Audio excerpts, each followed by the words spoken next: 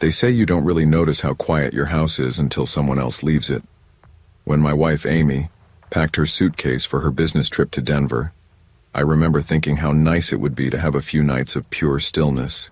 No schedules, no talk about bills or errands, no TV shows I didn't like. Just me, the dog, and a frozen pizza. I'm 30, a construction foreman, and the kind of guy who doesn't need much. Our place isn't big, one story, beige siding, small yard, and a wooden fence that needs repainting. We bought it 3 years ago in a quiet neighborhood outside Cleveland. Most of the neighbors are older folks who keep to themselves. Across the street lives Mr. Linton, a retired electrician who's probably in his late 70s. He's lived there forever. His wife passed a few years back, and since then he's been the sort of man who mows his lawn at the same time every Saturday and waves without smiling. Amy left Friday morning. That night, Toby, my golden retriever, followed me from room to room like a furry shadow. We ate pizza, watched a dumb action movie, and crashed on the couch. Around midnight, Toby lifted his head and gave a low growl toward the front window. I muted the TV and listened. Just the faint shuffle of leaves outside. Probably raccoons. "Hey," I whispered, scratching his ears. "It's okay, boy." He settled, but not completely. His eyes stayed on the window. When I looked, I caught a flash of movement, curtain shifting across the street. Behind it, a thin outline stood still. Mr. Linton's house. I laughed softly. Guess he's checking on me. But something about how motionless he stood gave me a chill. His curtain barely moved, yet his face, or what I thought was his face, remained visible in the glow of a streetlight. I shut my blinds and went to bed, telling myself old people get lonely, that maybe he just couldn't sleep. I woke up once around 3 to the sound of Toby pacing. I thought it was thunder at first, but the sky was clear. Then came a faint scratching, metal on wood. The back door. When I checked the camera feed on my phone, my stomach turned cold. Someone stood in the yard, just beyond the motion light. A tall silhouette, head tilted, hands hanging at the sides. Even in the grainy night vision, I recognized the outline. Mr. Linton. I froze, heart thudding in my ears. He wasn't moving, just standing there holding something long and dark in one hand. I called out softly, "Hey, Mr. Linton?" No response. I grabbed the baseball bat from the hall closet, keeping my eyes on the screen. Then the doorbell rang once, sharp and echoing through the quiet house. When the police arrived, there was nothing. Just muddy footprints by the back step, leading toward his property. They knocked on his door, and after a few minutes the lights came on inside. Linton answered wearing slippers and a robe, blinking like they'd woken him. He told them he'd been asleep, that he didn't know what they were talking about. The officers exchanged a look, apologized, and left. The next morning, as I took Toby for a walk, Linton waved from his porch. His smile was small, apologetic. "Sorry about last night," he said. "I thought I saw someone else in your window. I guess I was mistaken." "Someone else?" I asked. "Yeah," he said. "A man, standing behind you." I felt the back of my neck prickle. "That's odd. Nobody else was here." He just nodded, shuffled back inside, and shut his door. That night, as I sat watching TV again, my phone buzzed with a notification from the security app. New face detected, Mark Evans. I frowned. I was upstairs. When I opened the feed, the camera showed a man standing in the living room. Same build, same hair, same face. My face. I didn't move at first. I couldn't. The image on the screen showed my living room perfectly clear, time-stamped at 9:46 p.m. The man in the frame stood near the coffee table facing the camera, his head tilted slightly, expression blank. It was me, or at least someone who looked exactly like me. The lighting flickered as the camera adjusted, and for a split second the figure turned its head toward the hallway. My hallway. I grabbed the bat again and crept downstairs, heart pounding so hard it felt like it echoed off the walls. Toby stayed behind me, hackles raised, growling deep in his throat. Every creak of the floorboards made me flinch. "Hello?" My voice cracked a little. "If anyone's here, I called the police."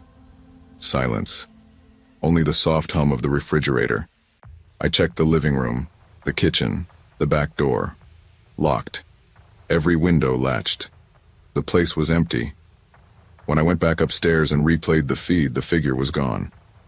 The app flagged the motion as unidentified activity and labeled the timestamp in red. That night I barely slept. Every sound, the tick of the baseboard heater, the bark of a dog down the street, made me sit up. I checked the camera again and again until dawn broke through the blinds. At breakfast I called Amy. I didn't want to worry her, but I needed to hear her voice. "Everything okay?" she asked, half asleep. "Yeah, just weird stuff happening. The camera's acting up, I think." "You and that thing," she chuckled. "You spend more time staring at those feeds than watching TV." "Yeah, maybe," I said, though my hands were shaking slightly. After hanging up, I decided to go talk to Linton. The man was old, but maybe he'd seen something. Maybe this was some prank gone wrong. When I knocked, he didn't answer. Through the side window, I saw movement inside, his curtain fluttering. Then the sound of a chair scraping the floor.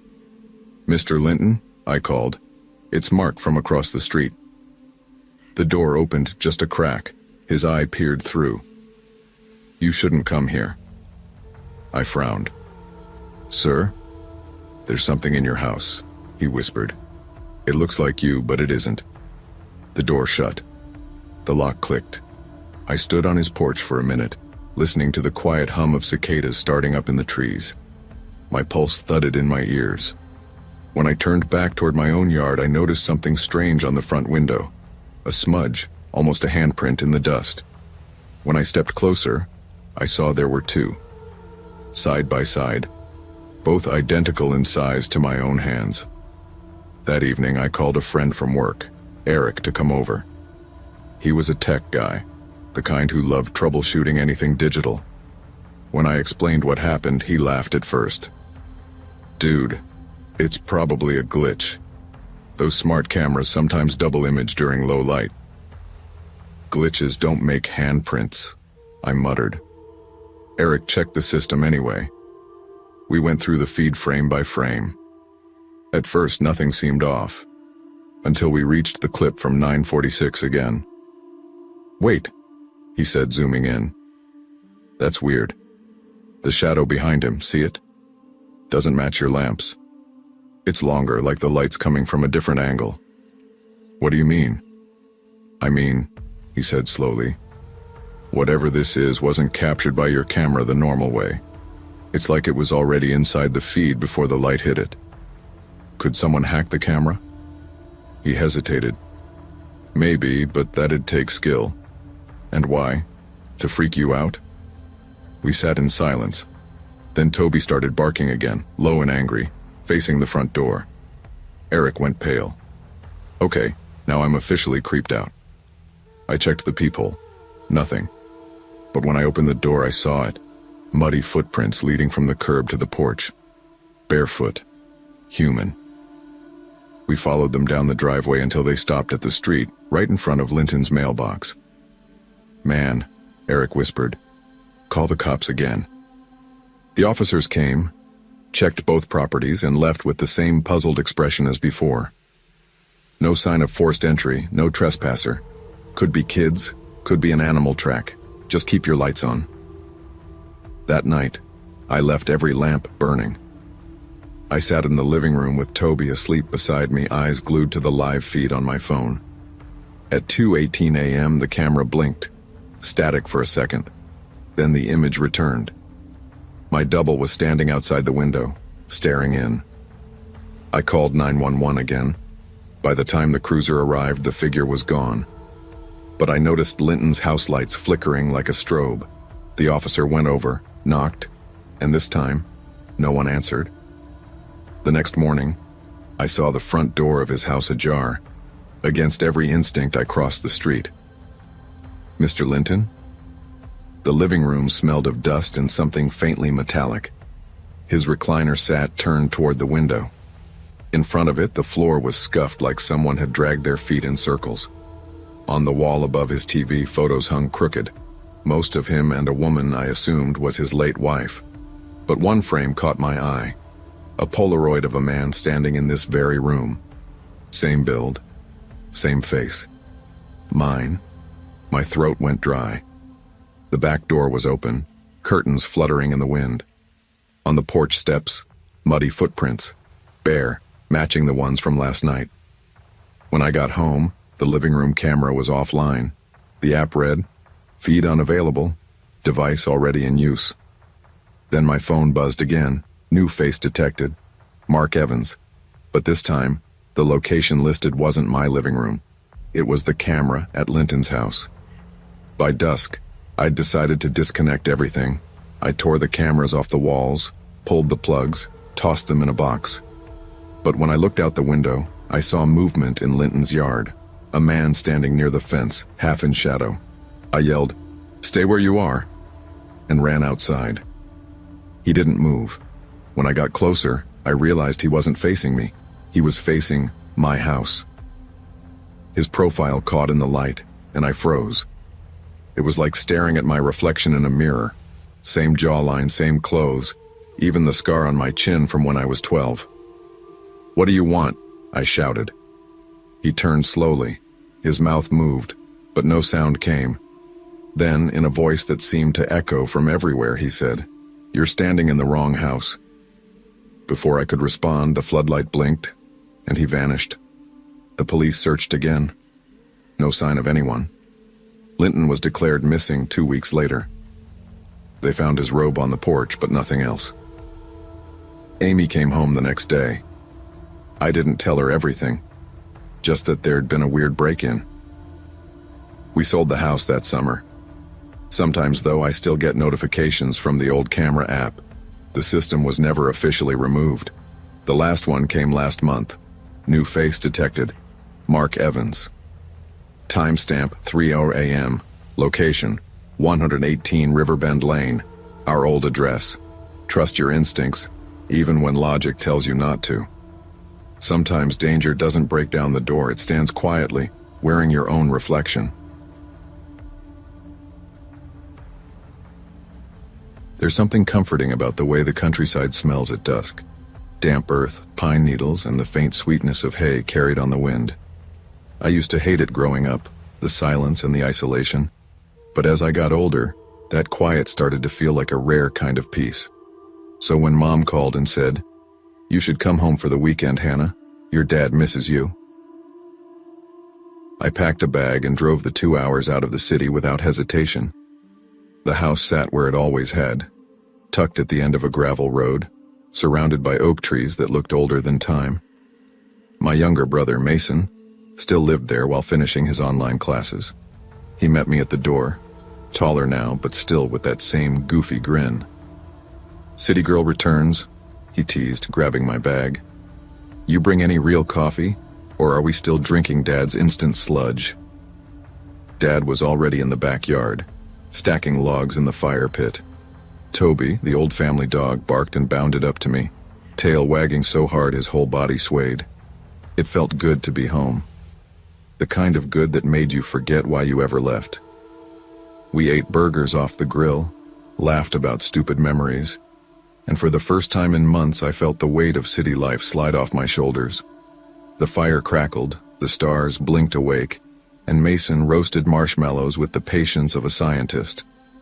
Mom had gone inside to finish a phone call, leaving the three of us outside, faces glowing in the firelight. That's when Toby started barking. At first it was just a single bark, sharp, curious, then another, louder, more urgent. His body stiffened, tail straight, eyes fixed on the tree line behind the old swing set. "What's he barking at?" Mason asked, glancing toward the woods. "Probably a raccoon," Dad said, though his voice lost its easy calm. He reached for his flashlight on the patio table and shined it toward the trees. The beam cut through the dark, illuminating trunks and branches. But then it caught something else. A tall figure stood just behind the swing set, motionless. My breath caught. The man didn't move, didn't speak. His head was tilted slightly to one side like he was studying us. "Hey," Dad called, stepping forward. "Who's there?" The light wavered slightly in his hand, and just as it hit the figure full on, the man was gone. "Did you see that?" I whispered. He just disappeared." Dad frowned. "Probably someone messing around. Mason, take Toby inside." But Mason didn't move. "Dad, he was right there." We searched for another 5 minutes, calling out, circling the yard, shining the light along the fence. Nothing. Not a footprint, not a sound. "Let's get inside," Dad finally said. His voice was steady, but his eyes weren't. That night the wind picked up. The old house creaked the way it always did, but every sound felt amplified. I lay awake listening, telling myself I was just jumpy. Then, softly, almost politely, there came a knock on the window beside my bed. 3 slow taps. I froze, breath caught in my chest. The sound didn't come again, but I couldn't shake the feeling that someone was standing just outside, waiting for me to move. Morning sunlight made everything look harmless again. Mason teased me about my city paranoia, and Dad acted like nothing unusual had happened. Still, when I went into the kitchen for coffee, I saw them. Smears on the glass doors facing the backyard.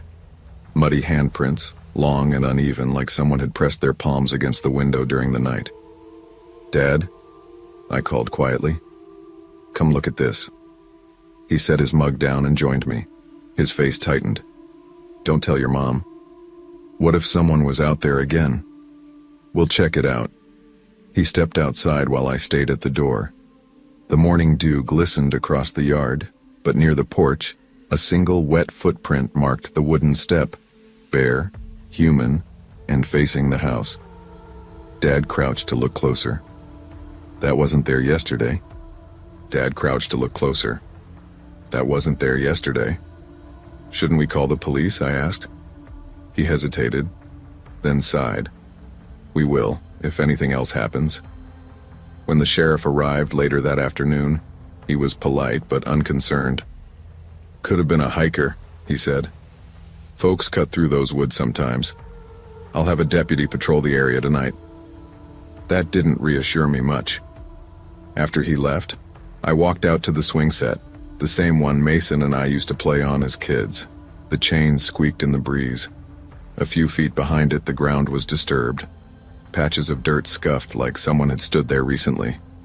That night, Mom insisted we all sleep early. "The sheriff will keep watch," she said. "No point losing sleep over shadows." But when darkness fell again, the feeling returned, that prickling awareness of being watched. Around midnight, I woke to Toby growling softly at my bedroom door. The moonlight pooled through the curtains, silver and cold.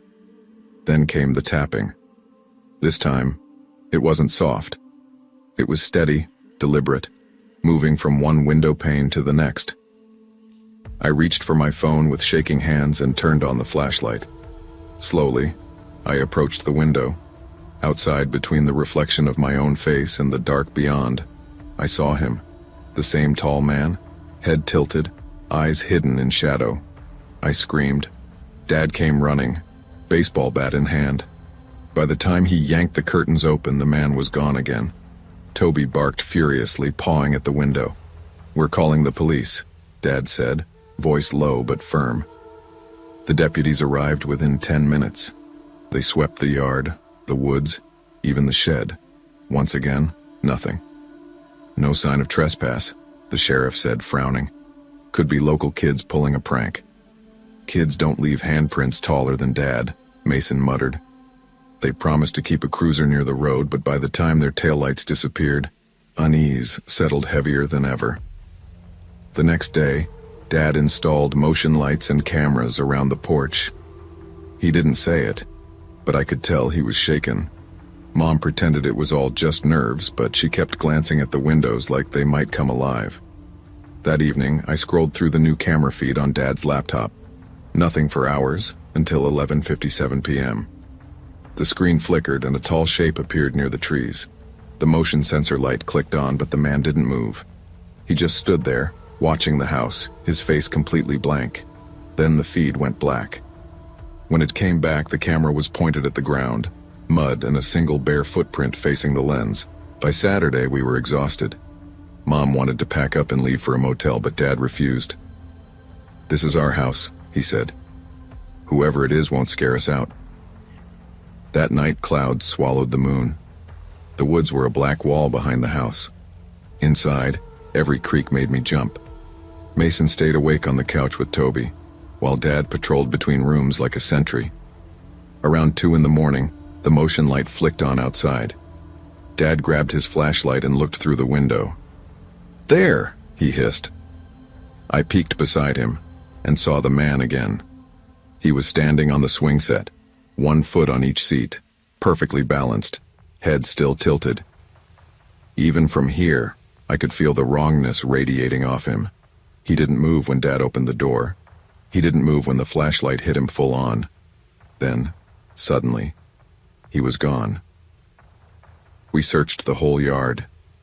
Nothing but wind and the distant hoot of an owl.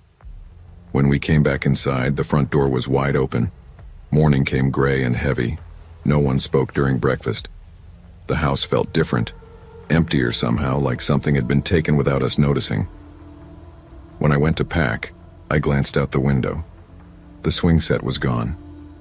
Only the metal posts remained, bent inward like they'd been crushed by something massive. My stomach twisted. Before we left, Dad checked the porch camera one last time. The final clip was time-stamped 3:12 a.m. It showed the front door slowly opening on its own. Then a single wet footprint appeared on the wood, larger than any of ours, and facing into the house. We drove back to the city that afternoon. None of us talked about what we saw. Even now, weeks later, I dream of that tilted head and those quiet, deliberate footsteps in the leaves. Sometimes when I wake in my apartment, I swear I hear tapping at the window. 3 slow, patient knocks. Fear often begins where certainty ends. Listen to your instincts. Protect those you love, and never dismiss the quiet warnings that come in the dark, because not every watcher in the woods is just imagination. I've never been much for Halloween. Kids dressed as zombies, fake cobwebs in every bush, neighbors competing for who can hang the creepiest skeleton. It all feels forced. When you're 35, single, and living in a quiet suburb where the loudest thing after 9 p.m. is your own refrigerator, October 31st is just another night. That year was no different. I ordered Chinese, opened a beer, and queued up a couple of old black and white horror movies.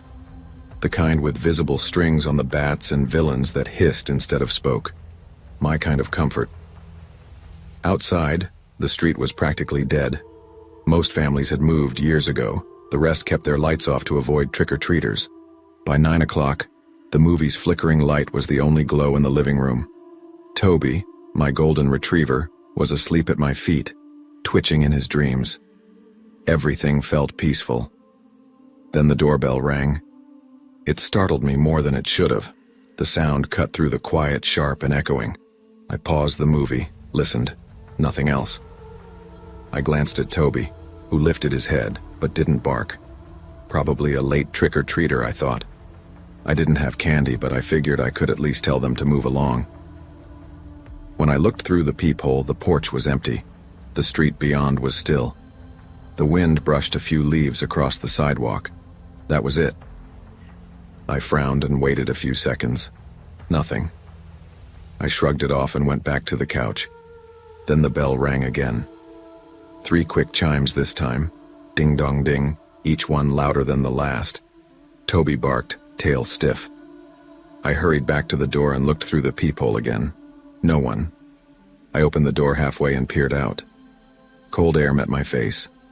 My porch light buzzed overhead, and my front yard was still empty. "Hello?" I called out.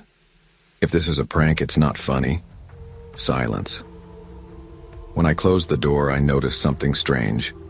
The faint echo of the doorbell was still ringing, even though I wasn't touching the switch. A soft, electrical hum, like it was coming from inside the wall. I tried the chime box, then the breaker, still humming. So I pulled the faceplate off and unplugged the wires. For a few seconds, it stopped. Then, so faint I almost thought I imagined it, I heard it again. Ding, dong, ding. The sound wasn't coming from the doorbell anymore. It was coming from somewhere deeper inside the wall, like it had sunk there. That's when the lights flickered. Once, twice. Then every bulb in the house went dim, then back up again. My smart bulbs synced to my phone, but I wasn't touching anything. Toby started barking again, facing the front door. I checked my phone's security app. The front camera feed popped up, grainy and jittery, but there was someone standing there, a person in a vintage clown mask. White face, faded red nose, glassy black eyes. They didn't move. Just stood still, right in the middle of the porch, staring straight into the camera. I froze. The video feed was live, time-stamped 9:26 p.m. I stared for a full minute, waiting for the figure to move. It didn't. The clown stood completely still, arms at its sides like a photograph come to life. I unmuted the feed. Nothing. No footsteps, no breathing. Just the faint hum of my outdoor light. Toby growled low in his throat. "Okay," I muttered, more to calm myself than him. "It's just some idiot in a costume." I opened the front door an inch. The porch light was bright, but the space was empty. When I looked back at my phone, the clown was still there, on the screen. The timestamp hadn't changed. It was like the footage had frozen, except the time counter kept ticking. That's when the doorbell chimed again. I slammed the door shut. Nope. Not tonight. The bell rang once more, muffled, like someone was pressing it gently, testing. I turned on every light in the house. When I called 911, my voice shook harder than I wanted it to. "There's someone on my porch, dressed like a clown. I have camera footage." The dispatcher's voice was calm. "Stay inside, sir. Officers are on their way. Please tell them to hurry." It felt like hours, but the flashing blue lights appeared in less than 10 minutes. 2 officers swept the porch, the yard, the driveway. One of them, Officer Daniels, knocked on my door. "Mr. Hawkins?" "Yeah. There's no one out here," he said, shining his flashlight around. "We'll check your cameras." I showed them the clip. The clown stood in perfect focus on the screen, unmoving. Daniels squinted. "You say this was live?" "Yeah. Look at the timestamp." He frowned. "Where does this camera sit?" "Above the door. Right there." He looked up. "Then how the hell did this happen?" "What do you mean?" Daniels rewound the footage. This time, he played it at half speed. The clown didn't just vanish, it walked. Slowly, past the camera, toward the left side of the house, straight toward the basement windows. The officers searched the property again. Backyard, basement door. Nothing. Daniels left his card. "Call if anything else happens, but look, man, it's Halloween. People do stupid stuff. Try not to overthink it." Easy for him to say. After they left, I couldn't shake the image of that mask. Pale white, cheap looking, but something about it felt ancient, like it didn't belong to this decade. I barely slept. Around 3 a.m., I woke to Toby pacing near the hallway. His ears were pinned back, tail low. He was staring at the basement door. A soft sound came from behind it. At first I thought it was the house settling, but then it came again. A faint scraping like nails or metal brushing wood. I stepped closer. "Hello?" Silence. I turned the handle. The door was unlocked but stiff. When I pulled it open, the scraping stopped. The basement light flickered on when I hit the switch. Boxes, tools, the old furnace rumbling. Everything looked normal, except for the smell, damp, metallic, like soil and rust, and the small patch of mud on the concrete, leading from the basement window to the stairs. I followed it until my phone buzzed in my pocket, a new notification from my smart system. Device disconnected. Front doorbell. The wiring had been cut from the inside. The next morning, I tried to convince myself it was some fluke. Maybe the wiring shorted. Maybe the clown was a kid messing around. But when I stepped outside, my neighbor, Mrs. Dalton, waved me over. "Ryan, you okay, honey?" "Yeah," I lied. She pointed to the sidewalk. Muddy footprints, large ones, led from my basement window to the street. "I saw those when I walked my dog," she said. "Didn't want to scare you, but it looks like someone came out of your house." I stared at them, my stomach dropping. That night, I didn't even try to sleep. I sat in the living room with the baseball bat I hadn't used since high school, the dog curled at my feet. Every noise made me flinch. Around midnight, the power blinked again. My phone buzzed, motion detected, basement. I opened the live feed. At first, nothing. Then, movement in the corner. Just the faint outline of a tall figure standing behind the water heater. No mask this time, no face visible. Just the shape of someone too still, too silent. The camera glitched. When it came back, the space was empty, except the small pull-chain light was swinging slowly back and forth. By morning, I'd made up my mind. I packed a bag, grabbed Toby, and drove to my brother's place across town. When the electrician came later that week, he called me. "Hey man, you weren't kidding about the wires being cut." "You mean from the outside?" I asked. "No, from inside the wall. Someone had to pull the faceplate, snip the wires clean, and put it back. Neat job, too." He paused. "You sure you live alone?" I hung up without answering. I moved out 2 months later. But every Halloween, when the lights dim just a little and the streets fall silent, I swear I hear it again. Faint and distant. Ding, dong, ding. Like something deep in the walls hasn't forgotten.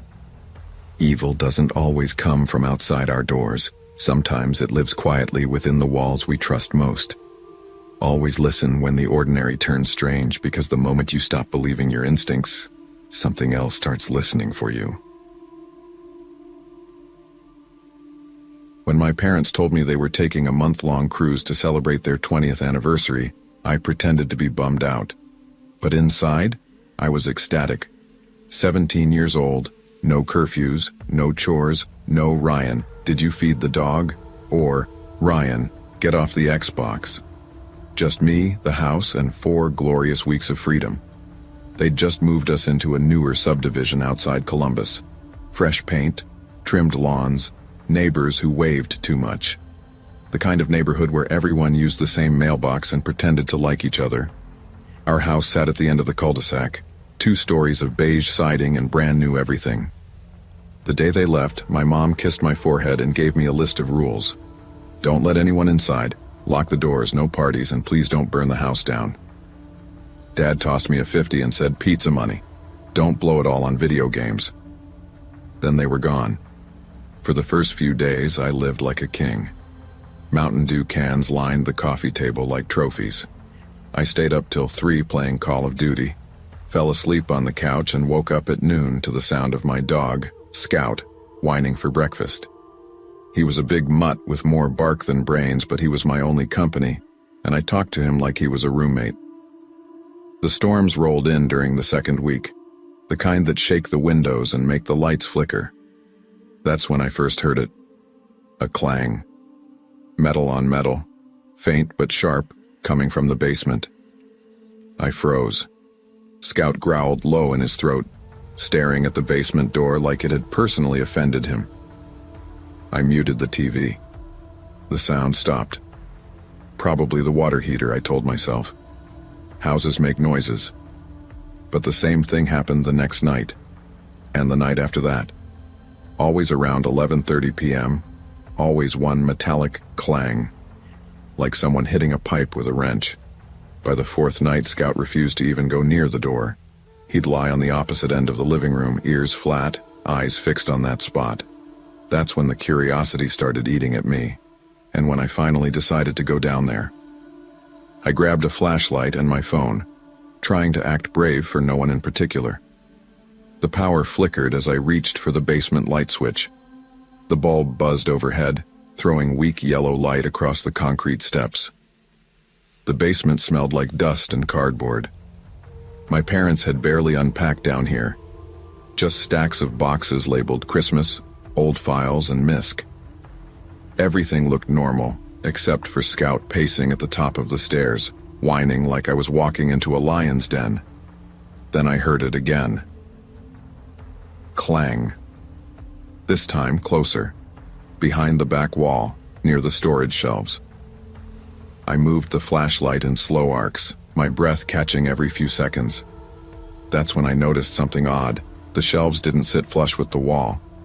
There was a small gap behind them, just wide enough to squeeze through. My heart was hammering.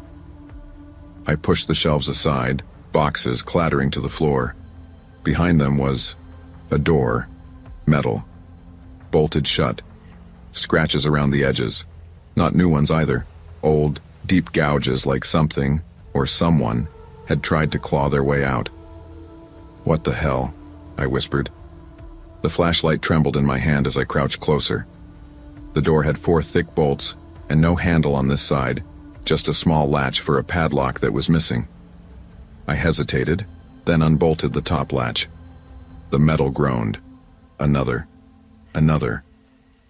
By the last bolt I was sweating, every nerve screaming at me to stop. When I finally pulled it open, the smell hit me. Bleach and cold air, sharp and chemical. My stomach turned. Inside was a small, windowless room. Bare concrete walls, chains bolted to the floor, and a single camera mounted in the corner, pointing directly at the door. Its red light was blinking. "Mom?" I said without realizing it, my voice shaking. That's when my phone buzzed. Security app. Movement detected. Basement. The light overhead flickered once. Twice. Then everything went dark. I froze. The flashlight beam sputtered, casting long shadows across the concrete. Scout barked upstairs, claws skittering on the hardwood. I spun around, but nothing moved. Then I remembered. The house had Wi-Fi cameras my dad installed when we moved in.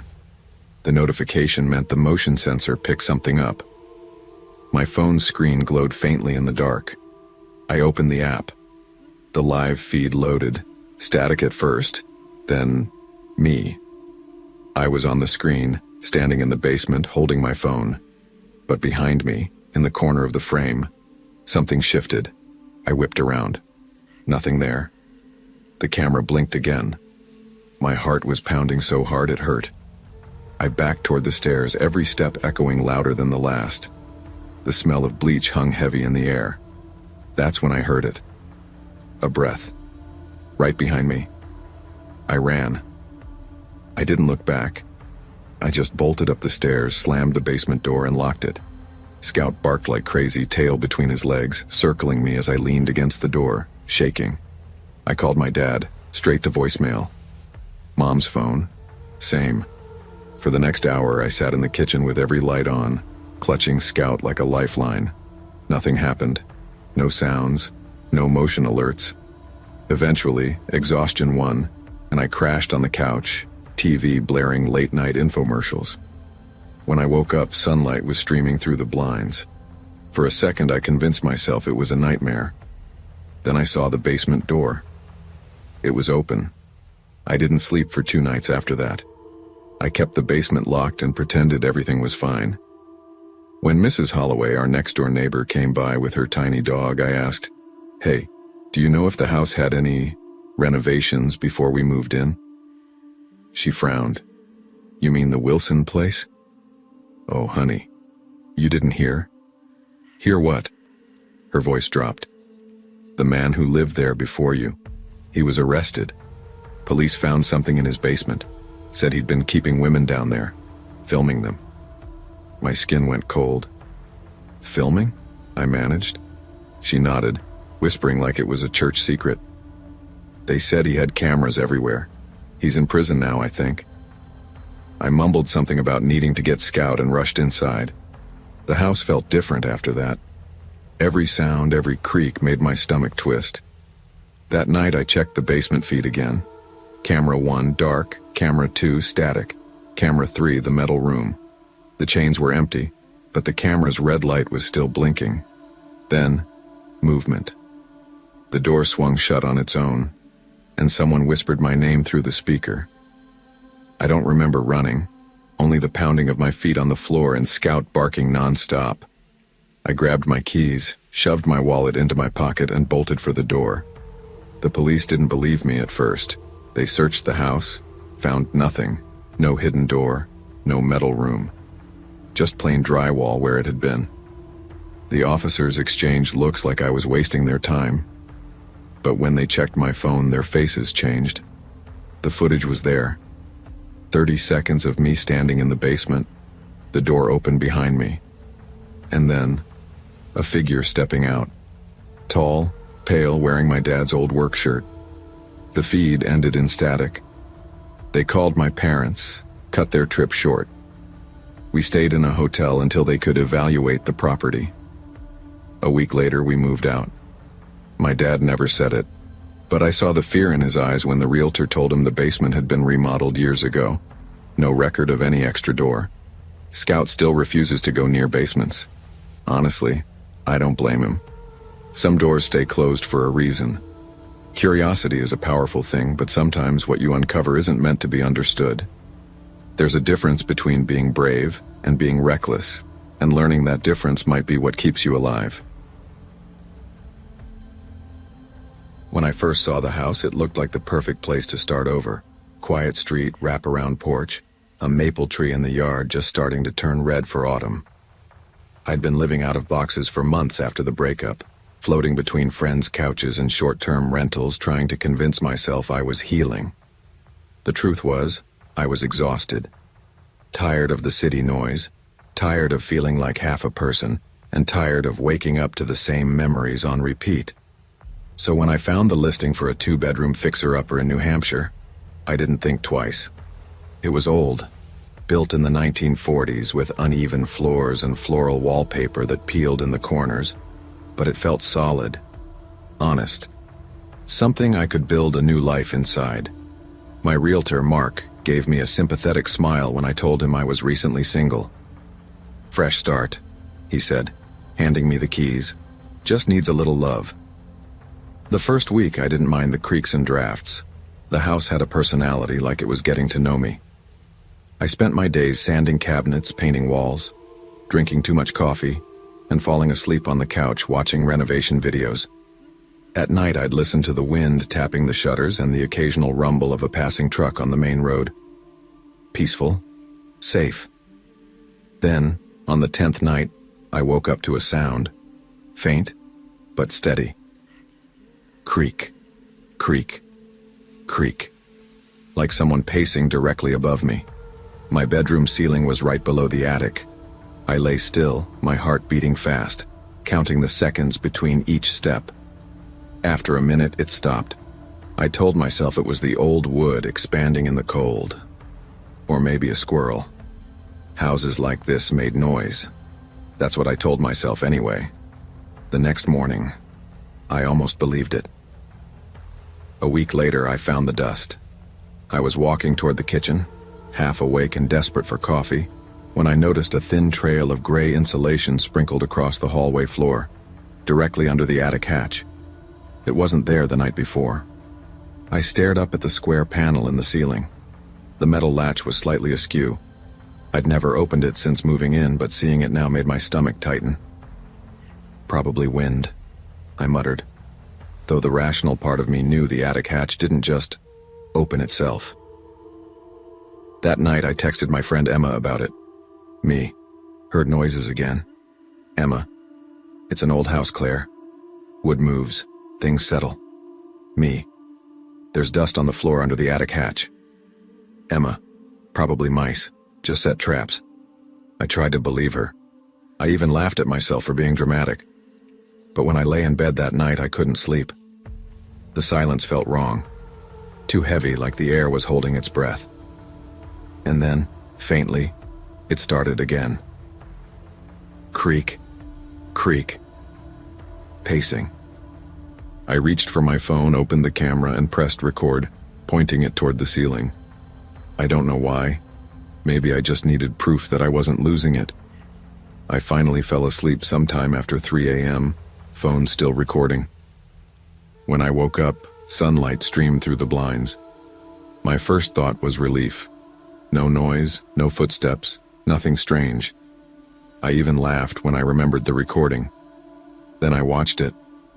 At 2:41 a.m., the footage showed the attic hatch trembling, just slightly at first, then harder, as if someone were pushing from above. After a few seconds, one corner lifted, and a small section swung open. Something lowered down. A rope ladder. The screen flickered as a bare foot appeared on the first rung. Pale, adult, definitely human. Slowly, a man climbed halfway down, his shadow falling across my bed.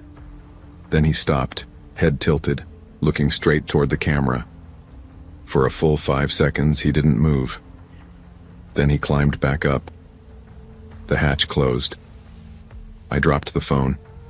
My hands were shaking so badly I almost couldn't breathe. It wasn't wind. It wasn't mice. Someone had been in my attic. I ran outside in my pajamas, barefoot on the porch, and called 911. 2 officers showed up within 20 minutes. Officer Daniels, tall, calm, maybe mid-40s, listened while I explained everything, then climbed the attic ladder himself. "Ma'am," he called down after a few minutes, "you might want to stay downstairs." They found a sleeping bag in the far corner, tucked behind insulation boards. Beside it, food wrappers, bottled water, and a notebook. Daniels handed it to me in a plastic bag. "You shouldn't look through it, but it's got notes about your schedule, what time you leave, when you shower, what you cook." He paused. "We think he was coming down when you were asleep." My knees gave out. I sat on the bottom step, clutching Scout's old leash I still kept near the door for comfort, and started to cry. The other officer checked the roof and found a loose vent big enough for a person to squeeze through. They guessed he'd been living there for at least a month, maybe longer. "He's probably local," Daniels said. "Someone who noticed you moved in alone." That word, alone, made my stomach twist. It had always felt empowering before. Now it sounded like a warning. I moved out that week. Didn't even try to sell the house myself. I just called a realtor, packed what I could fit in my car, and drove to my sister's place in Maine. The house was supposed to be my fresh start.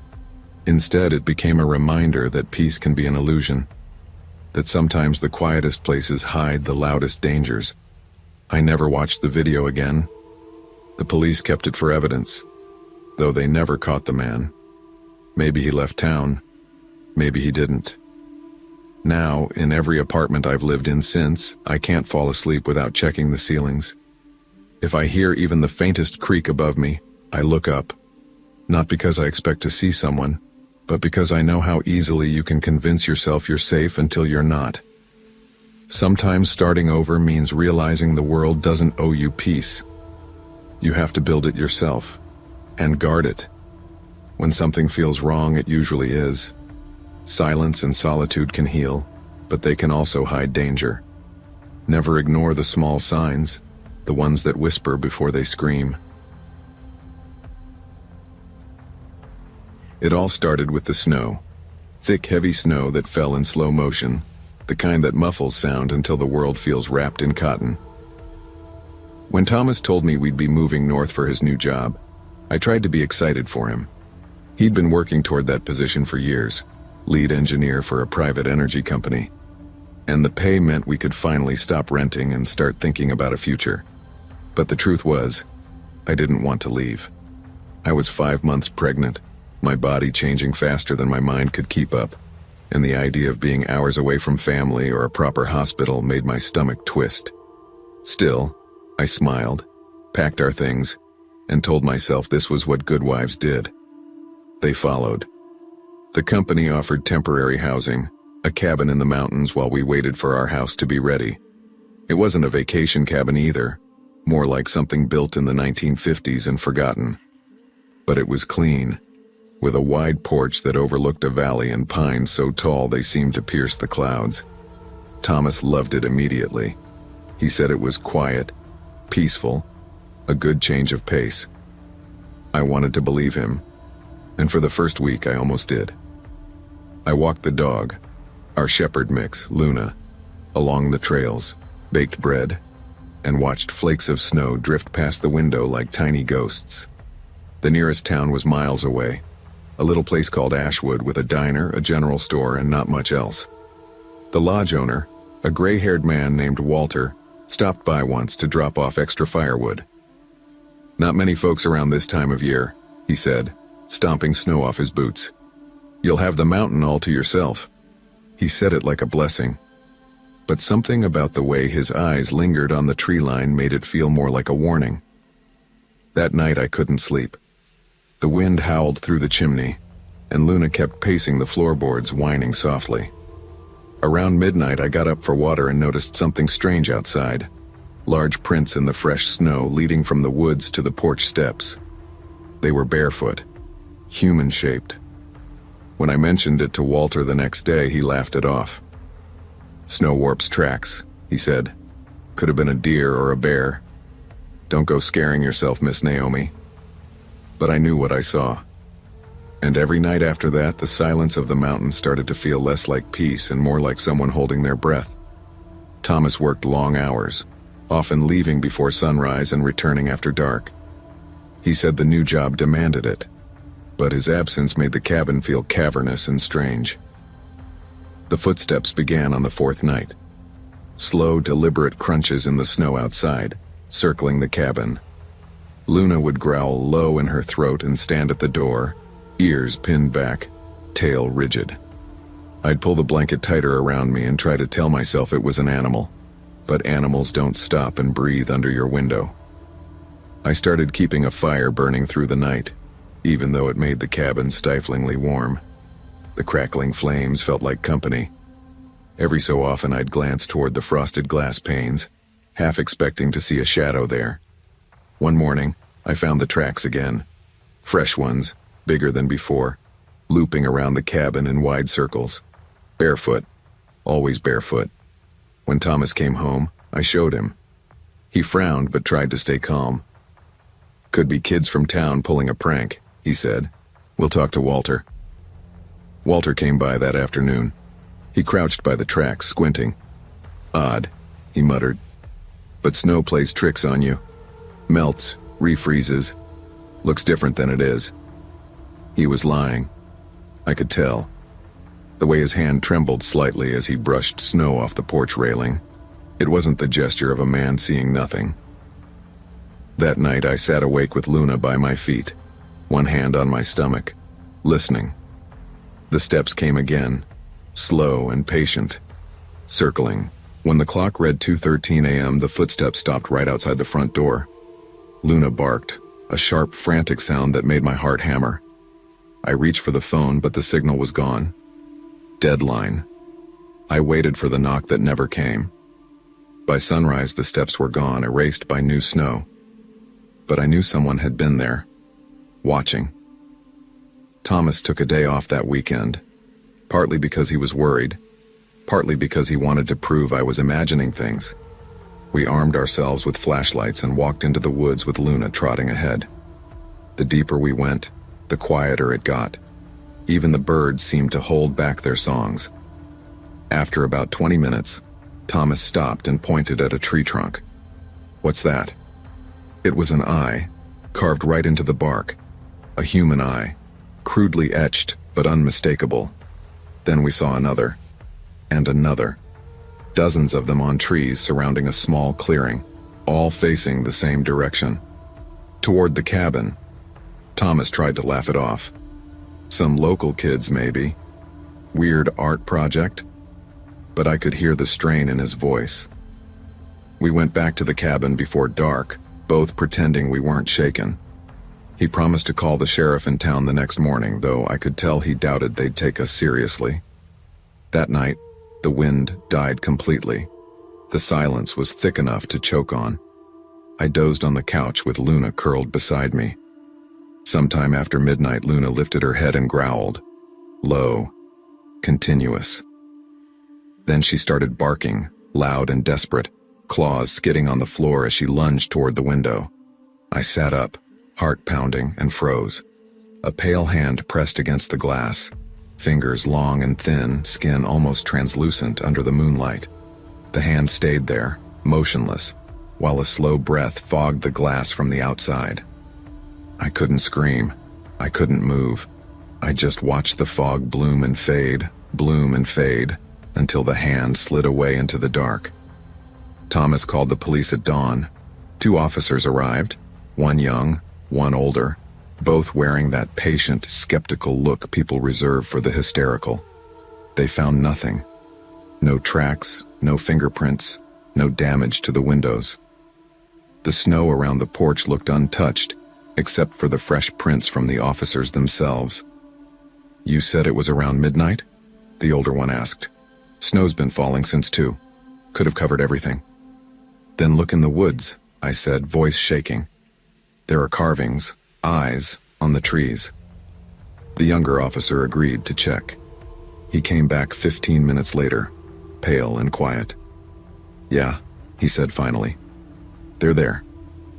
Walter showed up not long after. When he heard what happened, his face went gray. Shouldn't have rented this place out again, he muttered. Again? Thomas asked. Walter rubbed the back of his neck. Couple stayed here last winter. Packed up early. Said they felt watched. I figured it was the isolation. He looked at me then, eyes tired and sad. Don't stay here another night. Some places remember things they shouldn't. That evening, Thomas locked every door and window. We slept in shifts. He from midnight to 3, me from 3 to sunrise. The snow outside gleamed under a full moon, perfect and untouched, until morning. That's when I found it, a small wooden carving of an eye sitting on the doorstep, pointed toward our bed. We left the next day. No discussion, no argument. Just packed our bags, loaded the car, and drove until the cabin was a speck behind us. As the road wound down the mountain, I watched the tree line fade in the rearview mirror. For a moment I thought I saw a figure standing among the pines, tall, pale, still. But I didn't tell Thomas. Some things are better left unspoken. We stayed in a motel that night, and for the first time in weeks I slept. No footsteps, no breathing outside the glass. Just silence. A week later, the new house was ready. Brand new construction, neighbors close enough to wave to. But every night before bed I check the locks twice. And sometimes when the wind hits just right, I swear I can hear snow crunching somewhere far away. I don't talk about it much. Thomas says we were both under stress, that isolation and pregnancy can do strange things to the mind. Maybe he's right. Maybe the mountain just played tricks on me. But sometimes when Luna growls softly at the window for no reason, I can't help but wonder if something from that mountain followed us down, something that watches through unseen eyes. Some silences aren't peaceful. They're waiting. Isolation can make you see what others refuse to, but it can also blind you to what's real. When we ignore our instincts for the sake of logic or pride, we open the door to dangers both human and unseen. Always trust your fear when it tells you something isn't right, because sometimes fear is the only truth that keeps us alive. When I first saw the house on Maple Hollow Road, I thought it looked like a painting, small, white, and tidy, with a porch that caught the late afternoon light just right. It wasn't fancy, but after the chaos of my last few years, I didn't need fancy. I needed quiet. I was 34, recently divorced and trying to start over. I'd left Chicago after the papers were signed, packed what I could into my old pickup, and drove south until I ran out of highway and big city noise. The town of Briar Ridge was small enough to feel like another era. One main street, a diner that closed at 8, and neighbors who still waved at strangers. The house sat at the edge of town, where the asphalt turned into gravel and the woods began. The realtor told me it used to belong to a retired couple who'd moved in with their daughter out west. Solid bones, she'd said. Just needs a little love. I signed the papers within a week. The day I moved in, the air smelled like cut grass and rain. By sunset, most of my boxes were stacked in the living room, and I was too tired to do anything but sit on the porch and watch the light fade behind the trees. That's when I noticed it. The basket. It was waiting right at the top of the steps. A wicker basket wrapped in clear cellophane, tied with a red ribbon. Inside was a bottle of wine, a few candles, and a handwritten note that read, "Welcome to the neighborhood and come meet us soon." There was no name, no address. I smiled at first, thinking it was a kind gesture, the sort of thing people in small towns did. But something about the handwriting made me pause. Slanted, uneven, almost childlike. Still, I told myself not to overthink it. After all, I'd come here for peace, not paranoia. I brought the basket inside, set it on the counter, and poured myself a glass of the wine. That night, as I unpacked boxes in the living room, I heard a sound, a faint knocking. It wasn't the front door. It came from inside the walls. At first I thought it was pipes. Old houses make noises, right? But the sound wasn't random, it was rhythmic. Knock, knock, knock. A pause, then again. I turned off the TV to listen. The sound was coming from behind the wall near the hallway, steady and deliberate. Luna, my dog, started whining, ears perked. Probably a raccoon, I muttered, though even saying it didn't convince me. I went outside with a flashlight, scanning the siding, the roof line, the crawl space. Nothing. When I came back in, the knocking had stopped. The next morning I called a handyman named Gary who worked out of the general store. "Probably mice," he said over the phone. "Happens every winter. I'll swing by later in the week." I spent the rest of the day painting the kitchen and trying not to think about the sound. When I took a break that afternoon, I stepped outside and froze. Another basket sat on the porch. This one was smaller, no ribbon this time. Inside was my own house key. The spare one I kept in a magnetic box under the back steps. My hands went cold. I ran to the back of the house. Sure enough, the box was gone. I checked every lock, all intact. Every window latched, every door solid. No sign of forced entry. But someone had been there. I didn't sleep that night. Every creak made me jump. Every gust of wind against the siding sounded like footsteps. By midnight, I heard it again. The knocking. Only this time it came from the ceiling. The next day I drove into town and told the local police chief, a stocky man named Dan Holloway. He listened politely, jotting a few notes, but I could see the disbelief on his face. "So, you're saying someone got into your house, left a basket, and then put your own key back on your porch?" "That's right. And you didn't see anyone?" "No." He nodded slowly. "Well, sir, we don't get much trouble out here. I'll send a car by tonight just to check." When I got back home, I changed every lock and left the porch light on.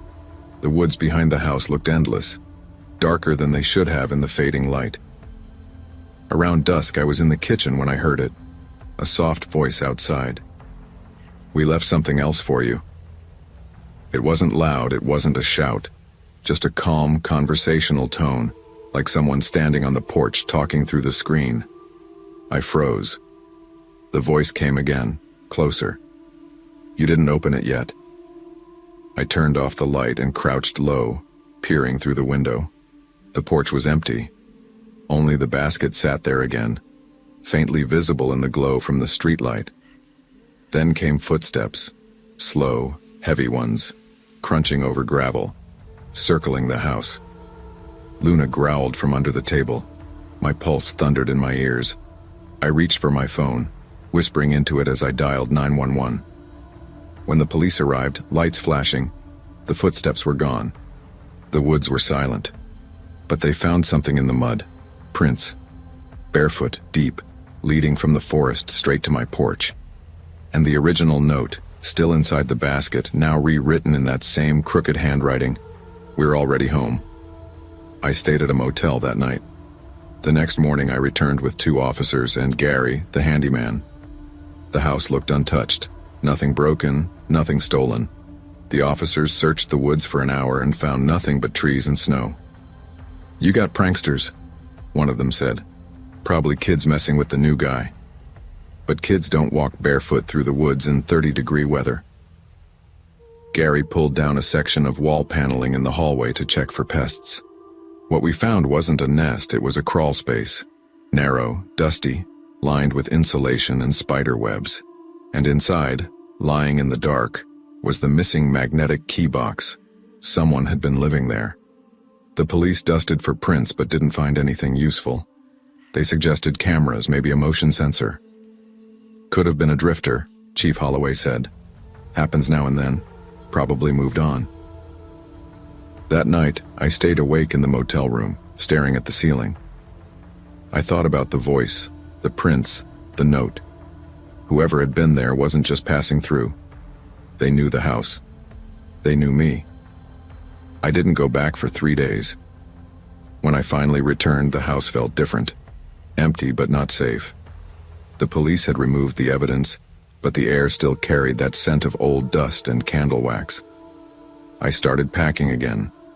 I told myself I'd sell it, take a loss, move back to the city, anywhere but here. That evening I sat on the porch one last time, watching the woods sway in the wind. The silence felt heavy, full of memory. As I stood to go inside, I noticed something on the porch rail, a candle, half-burned, dripping wax. Next to it was a scrap of paper, folded once. "Don't go," it read. "We waited a long time for you." I dropped it and went straight to my truck. As I drove away, headlights cutting through the dark, I glanced in the rearview mirror. For a second I swore I saw someone standing in my kitchen window, tall, still, watching. I never went back. The realtor sold the house 2 months later to a young couple. I didn't have the heart to warn them. Some truths sound too crazy to believe. Sometimes evil doesn't break in. It's already there, waiting for someone to come home. Never ignore the quiet unease that settles in your chest. It's your instinct telling you the world isn't as safe as it seems. Trust it, because once something knows your name and your key, it's already closer than you think. I've always liked quiet. It's the reason I moved downtown in the first place. People think downtown means noise, clubs, sirens, traffic. But if you go high enough, above the neon and the chaos, the silence becomes almost sacred. My loft sat on the 12th floor of a converted textile factory, all red brick and big arched windows. I'd gutted the space myself, replaced everything but the bones. As a freelance designer, I could work from anywhere, and I wanted somewhere that felt like it belonged to no one else. The mirror came from a thrift store a few blocks away. It was massive, 7 feet tall, framed in tarnished brass with curling vines etched into the corners. The kind of mirror that belonged in a mansion, not a bachelor's apartment. But I couldn't resist it. The shop owner said it had come from an estate sale out in the suburbs. I liked the idea of giving it a new life. I set it against the brick wall opposite my desk, where the morning light could stretch across it. For the first week, it was just furniture, just decoration. Then small things began to feel off. At first, I thought it was the lighting. When I moved past it, the reflection seemed to hesitate, a split-second delay like a lagging video call. Sometimes I caught movement in the glass when I wasn't moving at all.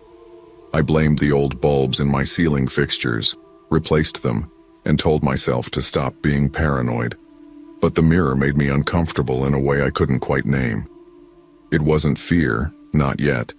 More like unease, the kind you get when someone stares too long in a crowded elevator. Still, I kept it. I told myself I was being ridiculous. Designers are supposed to be observant. Maybe I was just too observant. Then the small things started disappearing. A flash drive from my desk, a mug from the kitchen counter, my old sketchbook I was sure I'd left open beside my laptop. I thought maybe I'd misplaced them, but days later, I'd find them sitting somewhere strange. Behind the couch, under the bed, once even in the freezer. I was the only one with keys. Sleep didn't come easy after that. I'd wake at odd hours and swear I heard something faint. A shuffle, the groan of a board. My building was old, the kind of place that still breathed at night. I convinced myself that was all it was. Then one night, around 3 a.m, I woke up and saw it.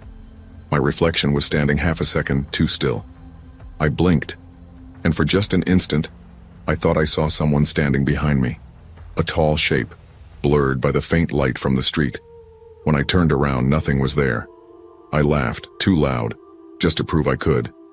The sound bounced off the brick like an accusation. "Get it together, Ethan," I muttered. "It's just light." Still, the next morning I ordered a motion sensor camera online, just for peace of mind. The camera arrived 2 days later. A sleek black cylinder that could record in low light and send alerts straight to my phone. I set it on the bookshelf facing the mirror, angled to catch the full room. I tested it with a few hand waves and watched the playback. Perfect. I slept better that night, telling myself that whatever was happening, I'd see proof soon enough. Around 3:14 a.m., my phone buzzed. Motion detected. I squinted at the screen. The live feed was grainy but clear enough to make out my darkened living room. At first I saw nothing. Then the air in front of the mirror shimmered, like heat off asphalt. The shimmer thickened, stretched upward and began to take shape. A figure emerged, pale and thin, wearing what looked like a hooded sweatshirt. My chest locked. The figure moved slowly across the room, steps silent on the concrete floor. It walked to my desk, fingers brushing my computer. Then it turned toward the camera. For a full, impossible second, it looked straight into the lens. I saw the glint of eyes, the faint outline of a face beneath the hood. Then it moved back toward the mirror, and the shimmer swallowed it again. The room was empty. I didn't sleep the rest of the night. I just sat in the glow of my monitor, replaying the footage again and again. It didn't look fake. There was no glitch, no digital artifact. Whatever it was, it had been there. The next morning, I covered the mirror with a blanket. By noon, I'd called building maintenance. "Hey," I said, trying to sound casual. "I've got this old mirror I want hauled out. It's, heavy as hell." "No problem," the guy said. "We can send someone tomorrow morning."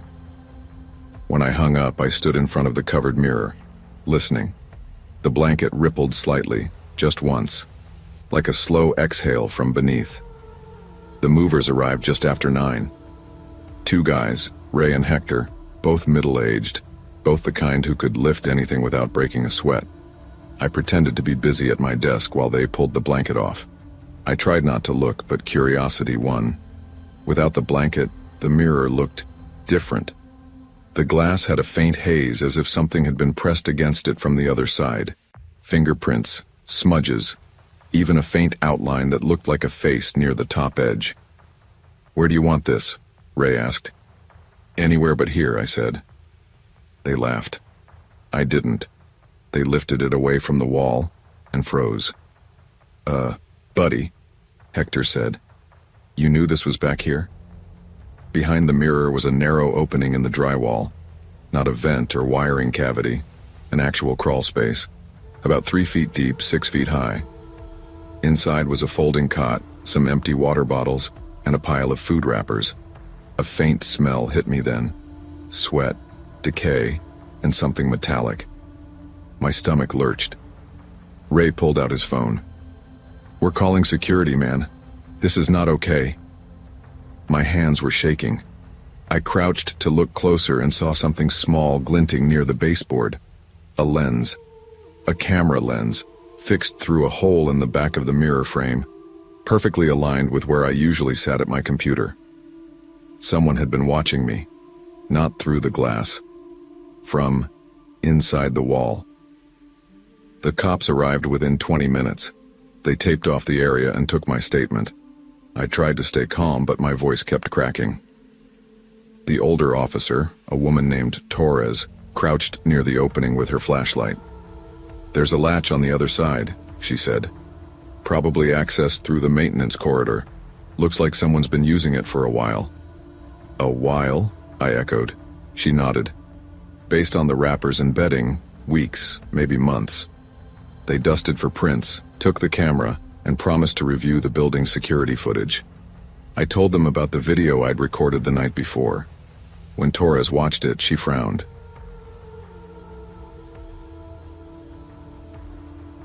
I'd been saving for almost 3 years. Freelance design gigs, late-night commissions, extra hours in coffee shops with free Wi-Fi. All so I could afford the kind of place that made me feel like I'd finally made it. When I signed the lease for the loft on Jefferson Street, it felt unreal. High ceilings, exposed beams, big industrial windows that poured sunlight onto my desk. My own space, no roommates, no noise, no compromises, just me. The building itself was old, a 1920s textile factory turned into modern apartments. The kind of place that made your friends say, "God, this is so you." My landlord, Mr. Hanley, was in his late 50s, friendly in that detached landlord way. "Solid bones," he told me when I toured it. "These old floors creak, but that's part of the charm." Charm was fine. I could live with charm. The first week was perfect. I worked during the day, played music at night, cooked cheap pasta, and reveled in silence. But on the 7th night, right after 1 a.m., I woke up to a sound. It was faint, like a slow, rhythmic scrape coming from below. I froze, trying to locate it.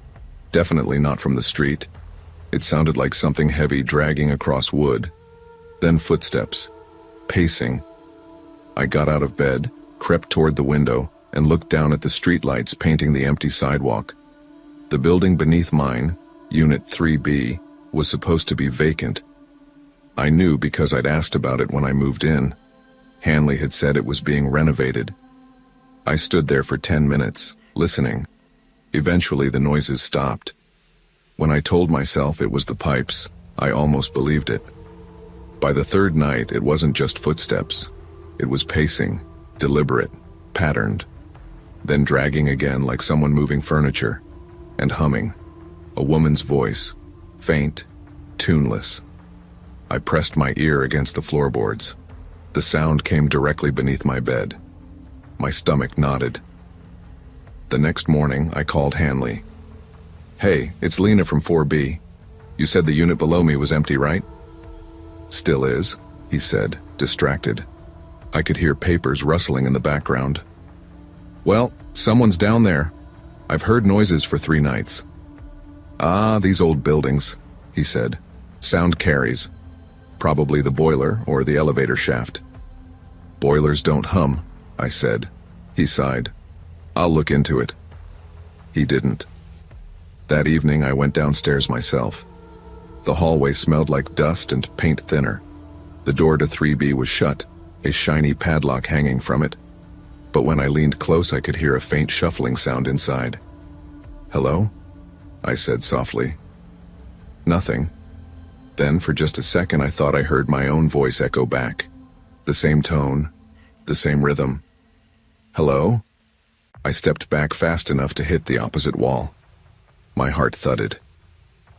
Through the frosted window near the door, I saw movement. A slow flicker of light. I went outside and around to the back alley, hoping to catch a clearer view. The windows of 3B were covered from the inside with sheets of old newspaper, taped edge to edge. The paper rippled once, as if from a hand brushing it. I didn't sleep that night. The following week, I kept hearing the humming, always around the same time, 1 a.m. By the 4th night, I started recording audio on my phone. Nothing, just faint static. Then came Friday. That night, the sound was closer, louder. I could feel the vibration through the mattress. I turned off my lamp and listened. The humming stopped. Then a whisper drifted through the vent near the floor. "Lena."